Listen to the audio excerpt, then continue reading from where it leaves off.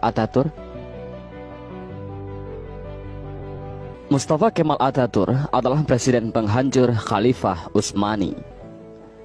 Dialah presiden pertama dari Republik Turki sekuler. Dialah dalang dibalik kekacauannya Khilafah Utsmani sampai Khilafah Utsmani harus runtuh pada 3 Maret 1924. Dan ketika Mustafa Kemal Atatürk berkuasa di Turki, dia menjadi diktator pertama di dalam dunia Islam. Dia memerintah dengan tangan besi. Habis semua umat Islam dalam genggaman tangannya.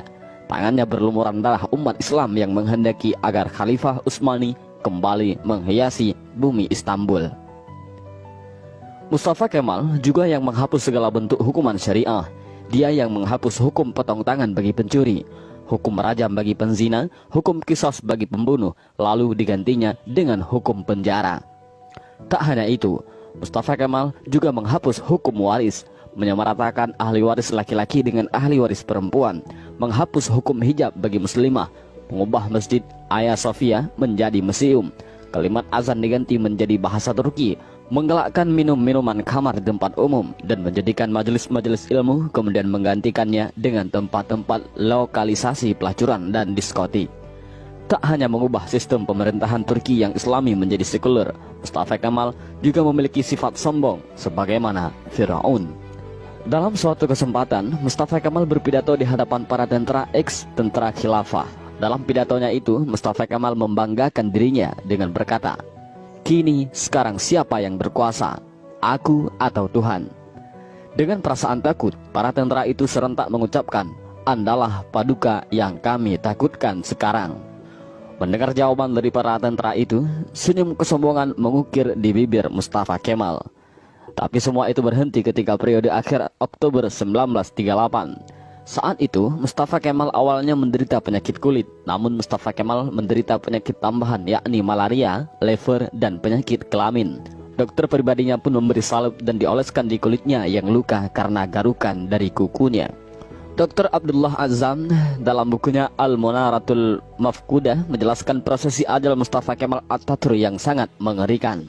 Menurut Dr. Abdullah Azzam, sebuah cairan berkumpul di perutnya secara kronis, ingatannya melemah, darah mulai mengalir dari hidungnya tanpa henti. Untuk mengeluarkan cairan dalam tubuhnya, dokter pun menusuk jarum di perutnya. Tapi hasilnya perutnya membusung dan kedua kakinya membengkak. Wajahnya pun menjadi pucat pasi dan terlihat seperti tengkorak. Mustafa Kemal yang sedang sakit menderita itu, kesehariannya dilengkapi rasa panas yang luar biasa. Bahkan, gatal-gatal dari tubuhnya semakin menjadi-jadi, hingga dia merasa tak tahan lalu menjerit sampai terdengar di seluruh istana. Para pekerja istana sangat ketakutan. Ketika Mustafa Kemal sudah menjerit karena kesakitan, badannya yang panas hingga melebihi suhu normal membuatnya tak mau masuk istana. Dia meminta dibawa ke tengah-tengah laut untuk menurunkan suhu tubuhnya, tapi suhu tubuhnya selalu naik dan malah panas. Syekh Dr. Said Husin Al-Afani dalam kitabnya Al-Jaza min Jinsil Amal mengisahkan bahwa sebenarnya Mustafa Kemal sudah mulai menderita kanker hati pada tahun 1936. Tapi anehnya para dokter yang mendiagnosa baru mengetahui Mustafa Kemal terkena kanker hati pada tahun 1938. Dan puncaknya, pada pagi hari tanggal 10 November 1938, Mustafa Kemal dinyatakan mati oleh tim dokter. Sakratul maut yang amat mengerikan bagi pengkhianat dan penghancur Khalifah Utsmani. Bahkan ketika akan proses pemakaman pun, para ulama Turki menolak untuk menyolatkan jenazah busuk Mustafa Kemal.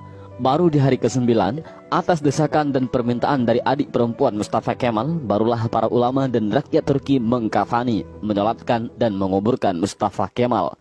Tapi naas, ketika jenazahnya akan dimasukkan ke bumi, jenazahnya terlempar ke atas. Para penziarah dibuat repot oleh hal ini. Untuk para ulama sepakat untuk menimbun jenazah Mustafa Kemal dengan bebatuan di bukit di Ankara. Baru setelah 15 tahun matinya Mustafa Kemal, jenazahnya kembali untuk dikubur. Tapi lagi-lagi, bumi menolak jenazah Mustafa Kemal. Hingga akhirnya, jenazah Mustafa Kemal dimasukkan ke dalam museum etnografi di Ankara, Turki. Jenazahnya ditimbun dengan bebatuan marmer yang bobotnya sampai 44 ton. Dan jika Anda pergi ke museum etnografi di Turki untuk melihat makam Mustafa Kemal, para pemandu museum pasti akan menyemprotkan parfum